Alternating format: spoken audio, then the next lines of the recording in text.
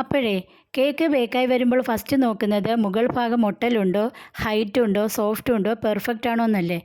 ഈ ഒരു ചോക്ലേറ്റിൻ്റെ basic sponge കണ്ടോ, നല്ല ഹൈറ്റും നല്ല സോഫ്റ്റും നല്ല പെർഫെക്റ്റുമാണ് കിട്ടിയിരിക്കുന്നത്. അപ്പോൾ കേക്ക് ട്രൈ ചെയ്തിട്ട് ഇതുപോലെ ഹൈറ്റും സോഫ്റ്റും കിട്ടാത്തവരാണെങ്കിലേ കേക്ക് ട്രൈ ചെയ്യുമ്പോൾ ഈ ഒരു ഐറ്റം കൂടി ചേർത്തൊന്ന് കേക്കൊന്ന് ട്രൈ ചെയ്ത് നോക്കണേ. കേക്കിന് നല്ല ഹൈറ്റും നല്ല സോഫ്റ്റും അതുപോലെ നല്ല പെർഫെക്റ്റും ആയിട്ടും കിട്ടും. അതും ഈ ഒരു ചോക്ലേറ്റ് ബേസിക് സ്പഞ്ച് ഉണ്ടാക്കിയിരിക്കുന്നത് baking powder, baking soda, sunflower ഓയിലും പാലും ഒന്നുമില്ലാതെയാണ് ഈ ഒരു ഐറ്റം നമ്മൾ തയ്യാറാക്കിയിരിക്കുന്നത്. അപ്പോൾ ഒരു ബൗളിലോട്ടൊരു മുട്ട ഒഴിച്ചു കൊടുക്കാം. കൂട്ടത്തിൽ തന്നെ ഒരു മുട്ടയുടെ വെള്ള, ഇതാണ് ഞാൻ പറഞ്ഞ ഐറ്റം എന്ന് പറയുന്നത്. ഒരു മുട്ടയുടെ വെള്ള, ഒരു മുട്ട ഫുള്ള് വേണം, ഒരു മുട്ടയുടെ വെള്ളയും വേണം, മഞ്ഞ ചേർക്കാൻ പാടില്ല. ഇനി നമുക്ക് ഇത് നല്ലതുപോലെ പതപ്പിച്ചെടുക്കണം. മുട്ട എത്രത്തോളം പതപ്പിക്കാമോ അത്രത്തോളം പതപ്പിക്കണം. ഈ സമയത്ത് പൊടിച്ച പഞ്ചസാരയും വാനില എസൻസും ഒന്നും ചേർക്കാതെ വേണം, മുട്ട മാത്രമേ ബീറ്റ് ചെയ്യാൻ പാടുള്ളൂ. ഇപ്പോൾ നമ്മുടെ മുട്ട ഇത്രയും നല്ല പതഞ്ഞ് പൊന്തി കിട്ടിയിട്ടുണ്ട്. ഞാനിത് വിസ്കിന് ഒന്നും കൂടി എടുത്ത് കാണിക്കാം. നല്ല ക്രീമി രൂപത്തിൽ കിട്ടിയിട്ടുണ്ട് കണ്ടോ. നമ്മുടെ സോപ്പും പതയൊക്കെ എങ്ങനെ കിട്ടുന്നോ അതേപോലെ വേണം നമ്മുടെ മുട്ടയുടെ മിക്സ് കിട്ടാനായിട്ട്. ഇനി വേണം നമുക്ക് പൊടിച്ച പഞ്ചസാര ചേർത്ത് കൊടുക്കാൻ. അതായത് മുട്ട എത്രത്തോളം പതപ്പിച്ച് പൊന്തിക്കാൻ പറ്റുമോ അത്രത്തോളം പതപ്പിച്ചതിന് ശേഷം മാത്രമേ നമ്മുടെ പഞ്ചസാര ചേർത്ത് കൊടുക്കാൻ പാടുള്ളൂ. പൊടിച്ച പഞ്ചസാര തന്നെ ചേർക്കണം.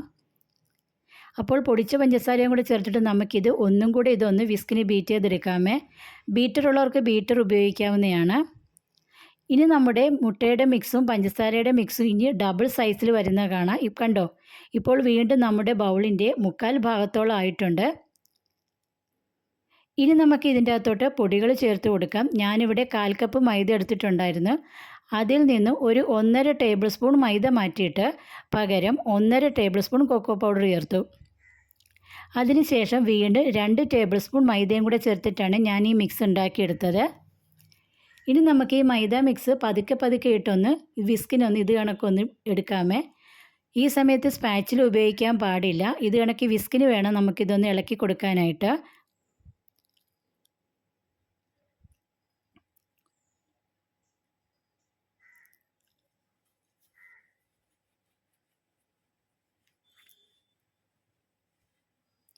അപ്പോൾ നമുക്ക് അവസാനം ഇനി നമ്മുടെ സ്പാച്ചിൽ വെച്ച് അടിയിൽ വല്ല മൈദയുടെ കട്ടകളുണ്ടെങ്കിൽ അത് മാറാൻ വേണ്ടിയിട്ട് നമുക്ക് വീണ്ടും ഒന്ന് കണക്കിതൊന്ന് ഫോൾഡ് ചെയ്തെടുക്കാവുന്നതാണ്.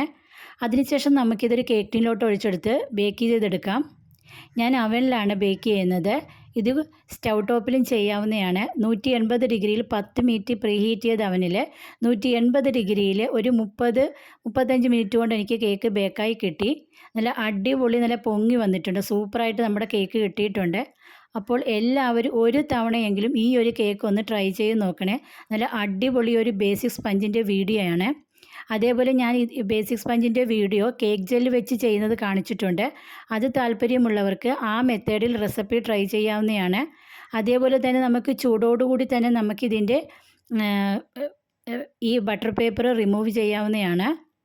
അപ്പോൾ നല്ല സോഫ്റ്റും നല്ല ഹൈറ്റും ആയിട്ടുള്ള കേക്ക് കിട്ടിയിട്ടുണ്ട്. ഞാനിത് കട്ട് ചെയ്തും കൂടെ കാണിക്കുന്നുണ്ട്. ഇത് നമ്മൾ ബേക്കറിയിൽ നിന്നൊക്കെ ക്രീം വെച്ചുള്ള കേക്ക് നമുക്ക് കിട്ടത്തില്ലേ, ആ ഒരു ക്രീം കേക്കിൻ്റെ ബേസിക് സ്പഞ്ചാണ്. അപ്പോൾ എല്ലാവരും ഞങ്ങളുടെ ഹോട്ട് കൊക്കോ ചാനൽ ഒന്ന് സബ്സ്ക്രൈബ് ചെയ്യാനും ലൈക്കും കമൻറ്റും ചെയ്യാനും മറക്കല്ലേ. അപ്പോൾ വീണ്ടും നല്ലൊരു വീഡിയോ ആയിട്ട് വരാവേ.